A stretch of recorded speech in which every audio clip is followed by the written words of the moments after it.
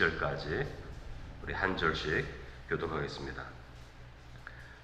그때 여호와께서 내게 이르시기를 너는 처음과 같은 두 돌판을 다듬어 가지고 산에 올라 내게로 나아오고 또 나무괴 하나를 만들라. 네가 곁들인 처음 판에 쓴 말을 내가 그 판에 쓰리니 너는 그것을 그 궤에 넣으라 하시기로 내가 조각목으로 궤를 만들고 처음 것과 같은 돌판 둘을 다듬어 손에 들고 산에 오르매 여호와께서 그 종의 날에 산 위 불 가운데에서 너희에게 이르신 십계명을 처음과 같이 그 판에 쓰시고 그것을 내게 주시기로 내가 돌이켜 산에서 내려와서 여호와께서 내게 명령하신 대로 그 판을 내가 만든 궤에 넣었더니 지금까지 있느니라. 이스라엘 자손이 후에로 눈의 야간에서 길을 떠나 모세라에 이르러 아몬이 거기서 죽어 장사되었고 그의 아들 엘르아살이 그를 이어 제사장의 직임을 행하였으며 또 거기서 떠나 굿고다에 이르고 굿고다를 떠나 욥바다에 이른즉 그 땅에는 시내가 많았으며 그때 여호와께서 레위 지파를 구별하여 여호와의 언약궤를 매게 하며 여호와 앞에 서서 그를 섬기며 또 여호와의 이름으로 축복하게 하셨으니 그 일은 오늘날까지 이르느니라. 그러므로 레위는 그의 형제 중에 분깃이 없으며 기업이 없고 네 하나님 여호와께서 그에게 말씀하신 같이 여호와가 그의 기업이시니라. 내가 너희와 같이 40주 40야를 산에 머물렀고 그 때에도 여호와께서 내 말을 들으사 너를 차마 멸하지 아니하시고 다 함께 여호와께서 내게 이르시되 일어나서 백성보다 먼저 길을 떠나라. 내가 그들에게 주리라고 그들의 조상들에게 맹세한 땅에 그들이 들어가서 그것을 차지하리라 하셨느니라. 아멘. 자, 오늘 본문의 말씀은 새로운 두 돌판을 주시는 말씀이죠. 새로운 두 돌판을 주신다는 것은 그 언약을 다시 새롭게 시작하신다, 그런 말씀입니다. 이스라엘 백성들이 우상 섬길 때 하나님께서 그들을 멸하려 하셨다, 그렇게 말씀하셨습니다. 그러니까 시내산에 십계명 두 돌판을 가지러 올라갔을 때 모세가 송아지 우상을 만들어 놓고 절하지 않습니까? 그때 하나님의 마음이 어땠다고요? 이제 이스라엘 백성들을 다 죽여야겠다, 멸하여야겠다, 그렇게 말씀하십니다. 근데 그런 적이 한 번만 있었던 건 아니에요. 노아 시대에 하나님이 창조한 백성들을 바라보면서 내가 창조한 것을 후회한다, 그래서 물로 다 심판하지 않습니까? 나 맡은 사람들이 얼마 되지 않았잖아요. 노아의 가족들 외에는 이 세상 사람들이 다 죽었다, 그렇게 말씀하십니다. 그러니까 하나님이 심판하신다는 말씀. 그리고 요한계시록에 가면 이 마지막 심판이 있는 것이죠. 항상 심판하신다. 그러니까 죄를 심판하시는 분이 하나님이시다. 우리가 수요일 날도 다니엘 말씀 전하지만 다니엘의 이름의 의미가 뭐라고요? 하나님은 심판자이시다, 그런 뜻입니다. 그러니까 하나님이 심판하신다는 것을 우리가 기억해야 되는 것이죠. 그렇다고 해서 너무 두려워해서는 안 돼요. 심판한다고. 왜냐하면 심판하시기 전에 하나님은 어떤 분이라고요? 언약을 맺으시는 분이시다. 십계명을 주시는 것이 무슨 뜻이라고요? 언약을 맺으시는 것이다. 근데 언약은 왜 맺는 것이죠? 이 하나님의 언약은 대등한 관계의 언약이 아니에요.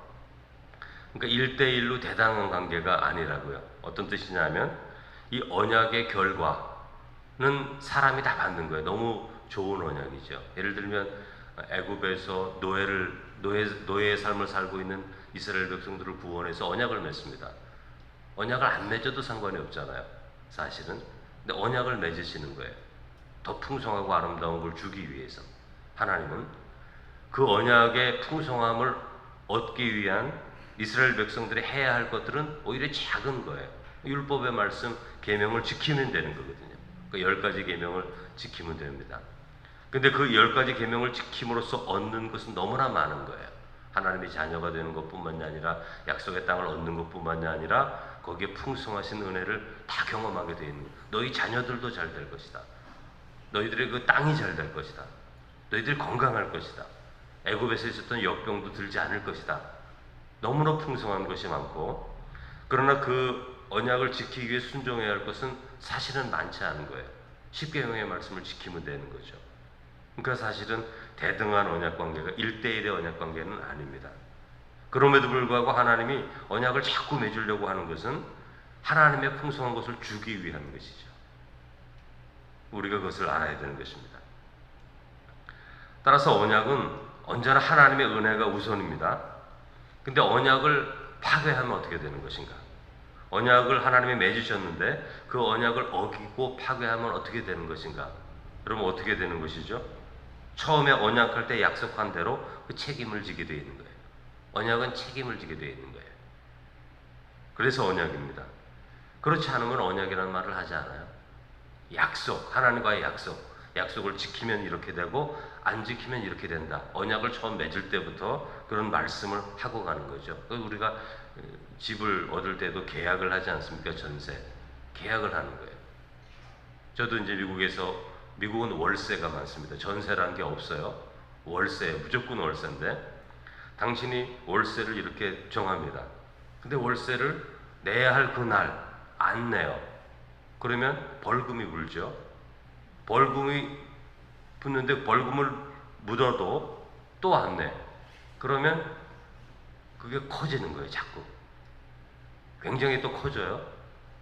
그런 것들이 반복되면 신고를 합니다. 주인이. 경찰에. 그럼 법원에 가서 법원에서 일어나는 사람들이 딱지를 붙여요. 와서 당신 언제까지 집을 나가시오. 집을 안 나가면은 그 사람들이 와서 세간을 다 내어놓습니다. 집으로. 밖으로 다 내놔요. 세간을. 제가 아는 목사님도 그런 걸 당하셨는데 한 2번 당하셨는데 세간을 그냥 다 내놓습니다. 길에다. 너희들은 여기 살 자격이 없다. 떠나라. 이렇게 말하는 거죠. 그게 계약의 힘입니다. 그러니까 우리나라 사람들은 그렇게까지 안 해요. 사실은. 근데 미국은 그렇게 해요. 그냥 와서 짐을 빼버립니다. 그리고 그 짐도 그렇게 오래 놔두면 안 돼요. 언제까지 치우지 않으면 다 갖다 버려버리는 거죠. 그냥. 그게 계약인 거예요. 그러니까 여러분 언약도 마찬가지입니다. 너희들이 지키면 내가 이렇게 해줘. 풍성하게 이렇게 해주는데 이 언약을 어기면 너희들은 죽는다. 이렇게 말씀하는 거죠. 아담과 하와가 하나님과 태초의 언약을 맺죠. 동산 중앙의 열매는 만지지도 말고 보지 말아라. 먹지 말아라. 먹으면 죽게 된다. 그렇게 말씀하잖아요. 근데 하와가 먹지 않습니까? 아담에게도 주지 않습니까? 결과가 어떻게 되죠? 죽을 운명에 처하게 된 것이죠. 그게 언약인 것입니다. 그러니까 언약에는 언제나 2가지 삶의 결과가 있어요. 지켜 순종하면 풍성한 삶이 주어지고 안 지키면 죽게 되어 있는 거죠. 언약이 그것입니다. 근데 이런 말씀들이 있을 때 성도들이 꼭 기억해야 할 것은 믿음이 있는 사람들은 늘 긍정적인 것을 바라보는 거죠. 왜? 그 언약에 지켜 순종하는 그 좋은 것들이 훨씬 크니까. 예를 들면 불순종하여 죽는다. 10계명 지키는 게 하나라면 그 하나를 지켜서 10개, 20개, 100개를 받을 수 있는 거죠. 그러므로 지혜로운 자는 언제나 그럼 내가 지켜 순종하자 이렇게 가면 되는데 그렇지 못한 사람들은 예를 들면 복음서에서 말씀하신 것처럼 달란트 하나를 받은 사람은 주인이 완고한 사람이니까 내가 땅속에 묻어버려야겠다. 묻어버리잖아요. 그런 것과 같은 것입니다. 그러니까 우리가 하나님의 말씀을 읽을 때에는 하나님이 풍성한 것을 예정하였기 때문에 늘 긍정적인 것을 바라볼 수 있는 약속의 결과를 바라보며 순종할 수 있는 그런 지혜로운 자가 되어야 되는 것이죠. 근데 이 언약은 하나님의 말씀과 관련되어 있습니다. 말씀을 지켜 행하면 언약을 지키는 거예요. 따라서 구약 백성들에게 10계명이 언약의 가장 중요한 중심 내용이고 신약의 백성들에게는 복음의 말씀, 예수님의 말씀 순종하는 것이죠. 그래서 신앙이 성숙한 사람은 어떤 사람이냐? 말씀을 지키고 행하는 사람이 신앙이 성숙한 사람이에요. 다른 게 신앙이 성숙한 게 아니에요. 우리들이 예배 드리고 새벽 기도 오고 수요 기도도 오고 집에서 기도도 하고 큐티도 하고 성경 공부하는 이유가 뭡니까? 그 자체가 교회서가 아니라 그런 것들을 통해서 하나님의 말씀을 순종할 수 있기 때문에 그런 것이죠. 그러니까 하나님의 말씀에 순종하는 것과 신앙의 성숙이 연결되어 있는 것입니다. 제가 아는 분이 이제 피 검사를 했는데 고지혈증이 나왔어요. 고지혈증이 있을 정도로 그분이 몸이 뭐 이렇게 크지도 않고 또 식습관이 그렇게 나쁘지도 않은데 중년이 되니까 그런 게 이제 나타나는 거겠죠. 고지혈증이 이제 됐습니다. 그래서 이분이 생각하기를 몸이 더 나빠지면 안 되겠다 생각이 들어서 인터넷에 이제 찾아보니까 야채를 많이 먹어라, 샐러드를 많이 먹어라, 그렇게 써 있는 거죠. 그래서 이분이 아침마다 샐러드를 먹습니다. 아주 풍성하게. 그래서 한 3달 정도 지내서 검사를 다시 했더니 고지혈증이 완전히 사라지고 정상 수치가 됐는데, 몇 개월이 지난 지금에도 정상 수치라고 그렇게 말씀하시더라고요. 그러니까 우리의 몸도 신체도 어떤 규칙을 지키면 몸 자체가 회복이 됩니다. 그 규칙을 지켰는데 몸 자체가 회복돼요. 그러니까 우리의 몸에 맞는 규칙이 있어요. 그런 규칙을 잘 지키면 회복이 됩니다. 그러니까 저 오후 늦게 커피를 2잔씩 마시면 잠이 안 오겠죠? 커피를 마시지 않아야 됩니다. 그러면 잠을 잘 잘 수가 있는 거죠. 이렇게 규칙들이 있습니다. 사실은 몸이 회복되는 규칙이 있어요. 이 계명과 율법의 말씀도 마찬가지입니다. 우리들이 하나님의 말씀을 듣고 지키면 어떻게 되죠? 우리의 마음과 영혼이 회복을 얻게 되는 것이죠.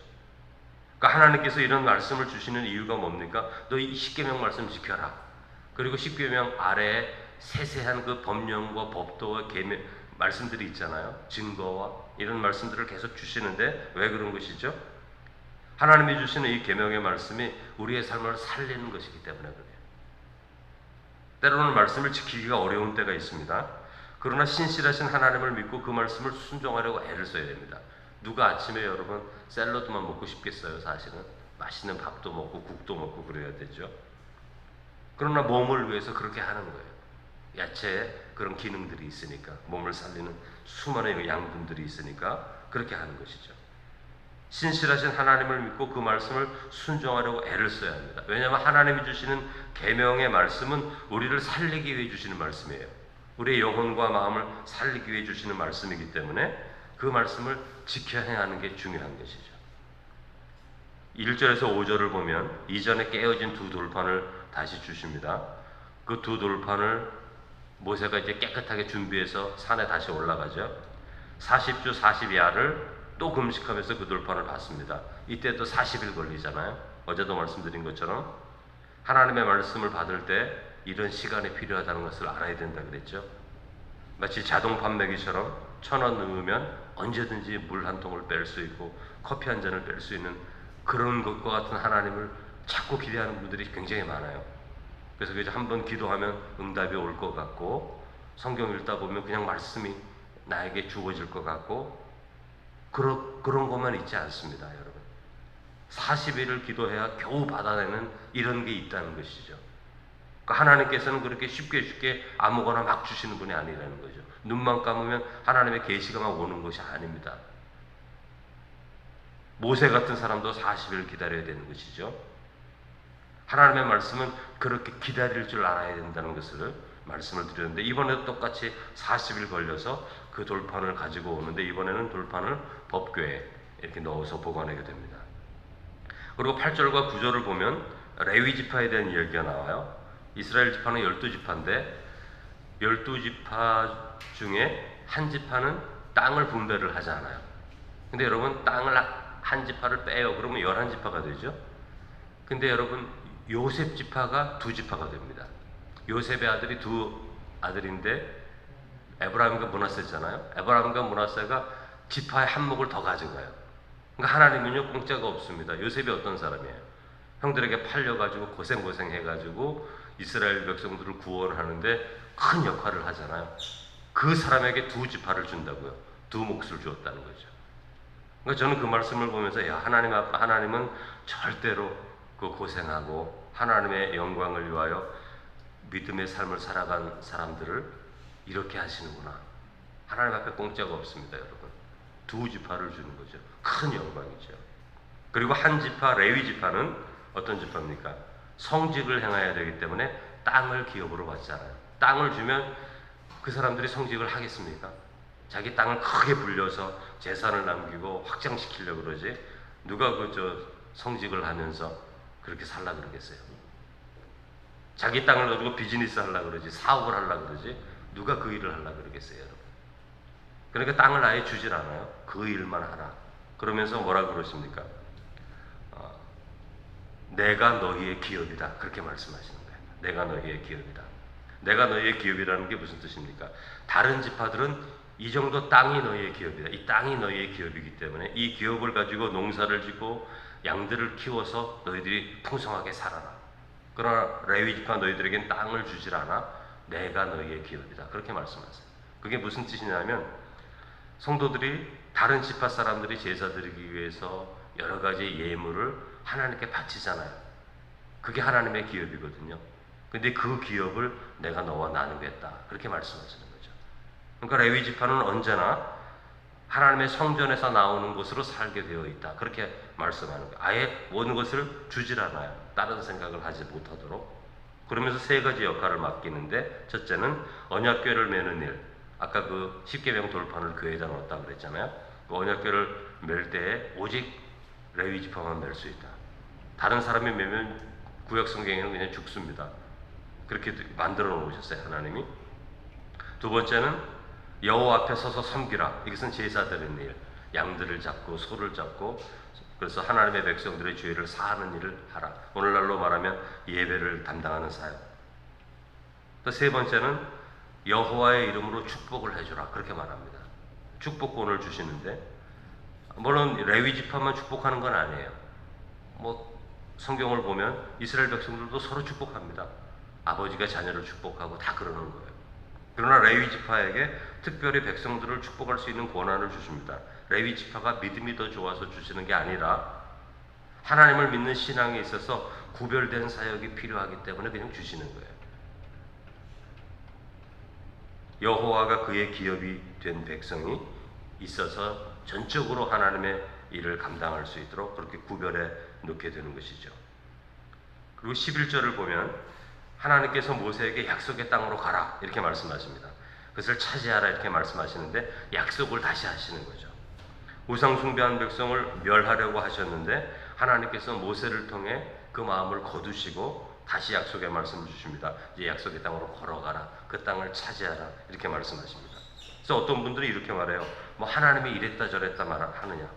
멸하시려 하시다가 또 멸하지 않다가. 이렇게 마음을 자꾸 바꾸냐 하나님이. 여러분 구약 성경에 보면 하나님이 자꾸 마음을 바꿉니다. 심판하려고 하다가 심판을 안 하세요. 막 이런 일들이 많아요. 되게. 근데 이런 질문이 참 어리석은 질문입니다. 하나님이 사람처럼 자꾸 마음을 이렇게 바꾸냐 이렇게 말하는 분들이 계시는데, 하나님께서 은혜로 마음을 바꾸셔서 심판을 구원으로 바꾸셨다면 그게 우리에게 큰 소망이잖아요. 죽을 뻔했다가 살아난 게 은혜인데 하나님이 이랬다 저랬다 하느냐 이렇게 말하는 분도 사실 있습니다. 하나님은요 이랬다 저랬다 하는 분이에요. 언제 이랬다 저랬다 합니까? 하나님은 믿음의 중보와 애통하는 마음을 가지고 있는 것과 상한 심령으로 하나님께 간구할 때 하나님은 언제나 더 좋은 더 복된 삶으로 우리의 삶이 바뀌기를 원하기 때문에 하나님의 결심을 바꾸십니다. 그런 분이세요. 여러분 어떤 사람이 좋은 사람입니까? 자기가 처음에 생각한 것들을 끝까지 지키는 사람이 좋은 겁니까? 아니면은 상대방이 잘 되도록 자기의 마음을 바꾸는 사람이 좋은 사람입니까? 은혜를 베푸는 사람이 좋은 사람이죠. 은혜를 베푸는 사람이 의로운 거죠. 그러니까 하나님의 의는 내가 한번 이렇게 정해서 너희들 지옥 가야 돼. 그래서 지옥을 보내는 게 의로운 분이 아니라 너희들은 지옥을 갈 수밖에 없는데 내가 마음을 바꿔 너희를 구원한다. 이게 그리스도의 의예요. 하나님의 의입니다. 예수 그리스도도 마찬가지예요. 예수님이 왜 죽습니까? 죽을 필요가 없으시잖아요. 그냥 다 죽이면 되는데, 범죄한 사람들을 심판하면 되는데 하나님의 마음을 바꾸시는 거죠. 예수 그리스도를 통해서 인류를 대속하는 구원의 사건을, 그게 의입니다. 그리스도의 의는 그런 거예요. 그러니까 하나님이 기뻐하시는 의는 그런 거죠. 그래서 하나님도 믿음의 중보와 애통하는 마음과 상한 심령으로 우리가 간구할 때 마음 바꾸십니다. 그러니까 하나님의 심판은 닫혀져 있는 게 아니에요. 한 번 심판하겠다 그러면 심판이 되는 게 아니라 회개하고 돌이키면 니느웨 백성들도 구원하시는 분이 하나님이시다. 그러는 거죠. 니느웨 백성들은 악한 백성들이거든요. 근데 요나를 통해서 니느웨 백성들을 구원하지 않으십니까? 하나님은 그런 분이세요. 그러니까 은혜의 하나님께 회개하는 마음으로 나아가는 성도가 되어야 하는데, 여러분 신실한 언약의 백성들이 되어서 늘 하나님 앞에 이런 믿음의 기도와 애통하는 마음과 상한 심정을 통해서 늘 회개하는 가운데 우리의 삶 가운데 새로운 역사를, 또 새로운 언약을 맺으시는 그 하나님의 신실하심을 경험하는 성도가 되시기를 주님의 이름으로 축원합니다. 기도하시겠습니다. 거룩하신 하나님 아버지, 하나님께서는 우리에게 우리의 영혼을, 우리의 삶을 살리시는 하나님의 계명의 말씀을 주십니다. 그 계명의 말씀이 지키기 어렵다고 말하는 이유는 우리가 육신적인 삶을 살기 때문인 것을 다시 한번 돌아봅니다. 그 하나님의 계명을 순종하고 지키면 그 순종함을 통해 하나님의 풍성하신 은혜 가운데 나아갈 수 있음에도 불구하고 그 말씀을 지키지 않으려고 하는 것은 내 마음의 육신적인 생각들과 감정들, 내 스스로의 위로, 내 스스로의 자존심 때문에, 나를 위한 삶 때문에 그걸 행하지 못하는 것입니다. 그러므로 하나님이 10가지, 100가지 축복을 예정하셨을지라도 우리의 그 자존심 때문에, 그 아주 작은 악한 마음들 때문에 하나님의 풍성한 은혜를 누리지 못하고 그저 우리의 생각대로 잘못된 삶으로 나아갈 때가 얼마나 많은지 모릅니다. 이스라엘 백성들이 그랬던 것처럼 사랑의 주님, 하나님의 말씀을 믿음으로 바라보면서 그 말씀은 나의 유익을 위해서, 나의 삶의 풍성한 은혜를 위해서, 우리의 삶의 아름다운 삶을 위해서 주셨다는 것을 기억하면서 때로 그 말씀에 나의 마음 가운데 부담이 갈지라도 십자가를 지고 그 말씀을 순종함을 통해서 우리의 삶 가운데 예비하신 하나님의 풍성하신 은혜, 하나님의 놀라우신 기업을 얻을 수 있는 하나님의 자녀들 되게 하여 주옵소서. 이제 하루를 새롭게 시작하오니 이 발걸음 가운데 은혜를 더해 주시고 성령께서 동행하여 주셔서 우리의 육신을 이기고 우리의 영혼에 유익한 하나님의 말씀의 풍성함을 경험할 수 있는 복된 하루 되게 하여 주옵소서. 예수님의 이름으로 기도드립니다. 아멘.